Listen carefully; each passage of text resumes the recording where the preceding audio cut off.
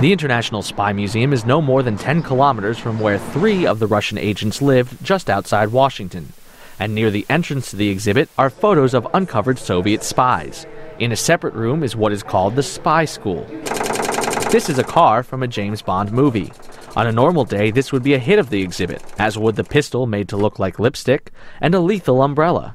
But on this day, in light of the spy scandal, perhaps the most popular display is this unremarkable piece of paper. It contains a hidden message. Historian Mark Stott says this method of passing on data was used by the recently deported Russian agents. In this particular case, we have a purchase order, and then underneath it, we have a secret message hidden which comes out under ultraviolet light. There are many different ways of doing this, but this is a very traditional technique. It's been around for centuries, and the Russians used it in this recent case. Taking a few steps to the side, our camera crew finds itself under observation. As it turns out, it's not only our cameraman who records everything that is happening around us. There is this camera hidden in a pair of glasses.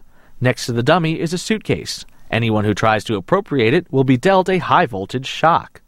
Stott demonstrates elaborate devices developed by the CIA and KGB. One example that I particularly like is the shoe concealment device you see here used by the KGB in the 1980s. And a concealment device basically could be any everyday object in which you hide potentially incriminating material. So typically film, but it could be communications equipment. This vodka bottle, as well as this jar of face cream, were used to transport microfilm.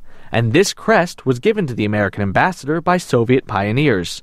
Only 6 years later, embassy employees discovered that it had an electronic bug built in. Seen against a background of modern computer technologies, the museum exhibits look more like props for filming spy movies. But some of them are still used by real spies. For producer Natalia Dmytrochenko, Brian Allen, VOA News.